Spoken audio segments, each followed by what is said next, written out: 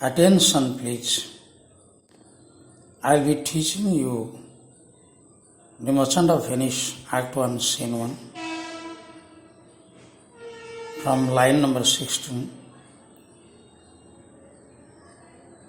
Here, the main character is Salanio, as Salanio says to Antonio in one of the streets as he meets. He says, "Believe me, sir, had I such venture forth, the better part of my affections would be with my hopes abroad.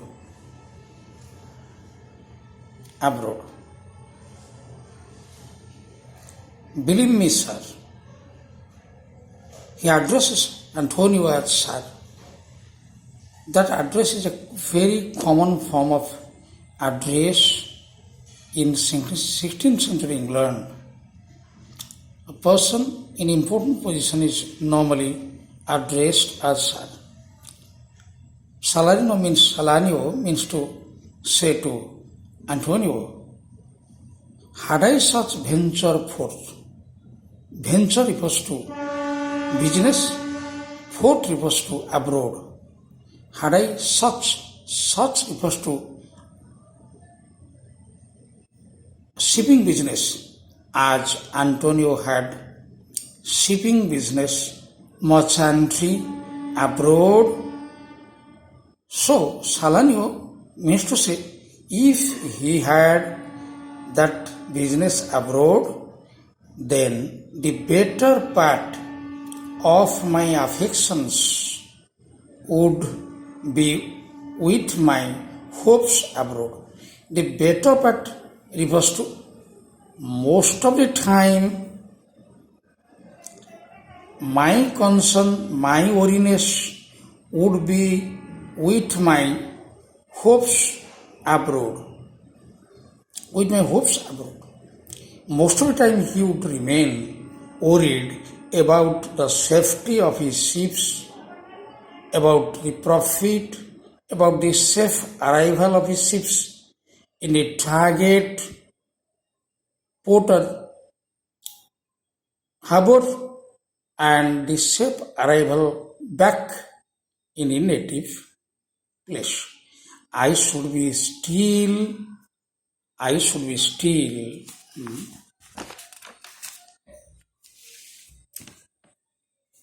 plucking the grass to know where sits thee. Then what more would he be doing? Then he would be plucking the grass. Plucking the grass means holding the grass to know. Holding. Plucking out a plant of grass. He would hold straight just to see where sits the wind. Where sits the wind means just to see the direction or measure the direction of the wind. Why? From the direction of the wind, he could measure whether the wind was blowing in favor or against his ships. Because at that time, there was no steam engine. The ships sailed in the vast chest of the sea with the wind force. If the wind blew in favor, the ships sail fast and reach the target port or harbor in time. That's why, as a first step towards downing his weariness, he would be holding a piece of grass to measure the direction of the wind and to conclude whether the wind is in favor or against his ships. Second, peering in maps for ports and piers and roads.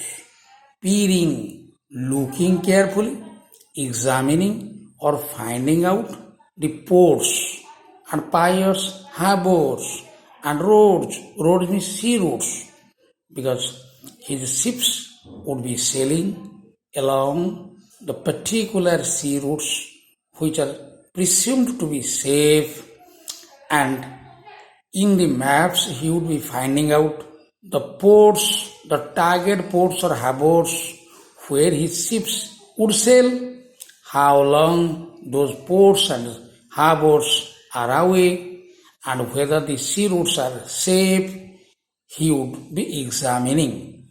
And every object that might make me fear, every object, every other object that might make me fear, make me afraid. Every other what objects might make him afraid? Every object, what objects? That the hiding big blocks of stones, the stormy wind, and the shallow sandy bed, these are the agents of danger for the sailing ships. He would remain worried, thinking over whether his ships would meet any one of the agents of danger. Accordingly, misfortune to my ventures, out of doubt, would make me sad. Would make me sad. As he thinks over the big blocks of stones that might hide under the water, the shallow sandy sea, or the stormy wind, he would remain too much worried, depressed, pale and pallid. His face would appear colorless. It's natural. It's natural. Salanio means to say, in his case, if these things might make him sad, it's clear Antonio is sad because he is too much worried about the safety of his ship, the safe arrival of his ships at the target ports and harbors, and the safe arrival back to the native ports and harbors with ample of profit.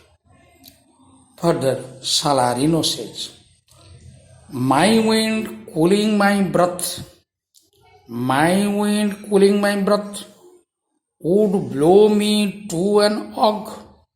My wind, very interesting. What wind? My wind? My wind. What wind? The wind he breathes in and breathes out. Cooling my breath. Breath means soup. Soup is tasted hot, but we can't taste the hot soup. We blow the soup so as to cool it, then we can have a taste of it. That's what Salarino says. The wind I breathe out to cool my soup, to have a quicker taste. And the same wind that I breathe in and breathe out, that keeps me alive. We breathe in oxygen, that keeps me alive. Would blow me to an oak. The wind that he breathes out and makes his soup cool so that he can have a quicker taste. And the wind that he breathes in might cause fever. In case it is a cold weather, he goes out and breathes in or gets himself drenched outside. In that case, that cold wind might cause ague or fever in his body. The wind that breathes in and he breathes in and breathes out does good to him, cooling his soup. And that same wind that sustains his life might cause fever in his body. When I thought, what harm a wind too great at sea might do, I should not see the sandy hourglass. Leave it. What harm a wind too great at sea might do. Too great at sea. The same wind that blows heavily over the surface of the ocean might cause or might bring about danger, disaster to his ships. Yes, a stormy wind might break a big ship into pieces. The wind that cools his, the wind that sustains his life, the same wind might cause fever. In the same way, the wind that pulls or pushes the ships ahead to different harbors and ports might cause damage to the ships if the wind or when the wind blows heavily. Accordingly, might do. I should not see the sandy hourglass run. Sandy hourglass run. What does it mean? That sandy hourglass at that time in 16th century there was no watch as we use or wall clock or watch. At that time, with the help of 2 pots and some sand and water, a handmade watch was made, and the pot above was perforated through the thick reserve of sand. Water droplets dropped through into the pot below, and the pot below was graduated with numbers 1, 2, 3, 4, 5 till 12 or 24 according as per the level of the water reserved. Time was measured, and see here sandy hourglass means a mechanism of watch, but here it stands for the time. That Salarino means to say he won't see to the quick passage of time how long it takes for his ship to reach the target harbors, ports and harbors, but he would see to what? Now, but I should think of shallows and of flats. Shallows means sandy shallows. Sandy shallow refers to the shallow ship where the loaded ship may get dashed into. In that case, the ship would break into pieces and that would be destroyed. Or of flats refers to big blocks of stones. Once a loaded ship gets dashed into a big block of stone, the ship gets destroyed. So he doesn't think of the quick passage of time, why his ships get so late to reach the target harbor or port. He would rather remain too much worried about this shallow sandy sea or shallow sea and big blocks of stones that might cause danger to his ships. And see my wealthy Andrew, dogged in sand. My wealthy Andrew is the name of a ship. It is an artificial name. Salarino is not a shipping merchant. He gives an imaginary name to one of his ships as Andrew, wealthy, overloaded. He will rather see that his overloaded ship dashed in sand. He would remain worried if or whether his overloaded ship, gets dashed into the shallow sea or big block of stone. So he won't see to the quick passage of time. He would see to the possibilities of danger to his ships. He would remain worried about it. If ever this so happens, what would happen to his ship? The veiling sea, veiling, lowering or high top refers to mast, the topmost part of the ship, lower than her body. That if that so happens, if his ship gets dashed against any one of these two mentioned above, the ship would break into pieces, that would drown, even the topmost part of the ship would come to the level of the water. To kiss or burial means that would be buried under the ocean water. Buried under the ocean water. Okay.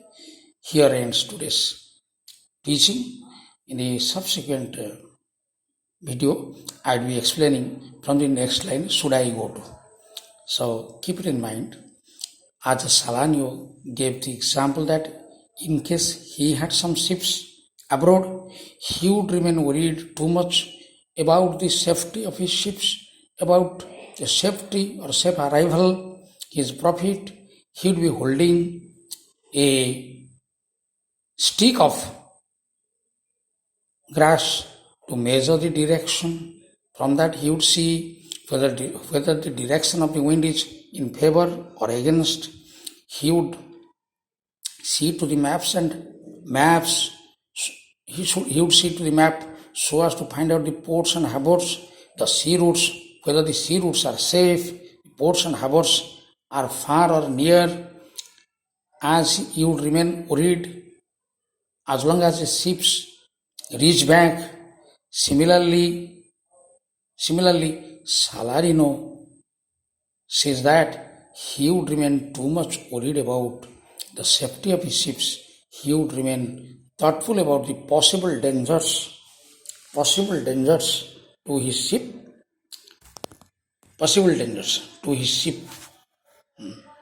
to his ships, as he has given here. Thereby, he has given a very fine example of the wind. See the pond, the meaning of wind, meaning and usage of wind. The same wind helps cooling the breath, soup. Here soup in one sense, soup means that soup we take in, the soup another, that life sustenance. The wind that we breathe in sustains our life. The same wind, if it is cold, might cause fever and death. In a similar way, the wind that pushes the ships ahead, if turns stormy, might cause danger to the ships. Giving that example, he says that in case his ships met any shallow sea or flats, big blocks of rocks, in that case, his wealthy Andrew overloaded ship would be broken into pieces and would drown in the deep sea. Till this I have explained you. In a subsequent video, I would continue to explain all those things.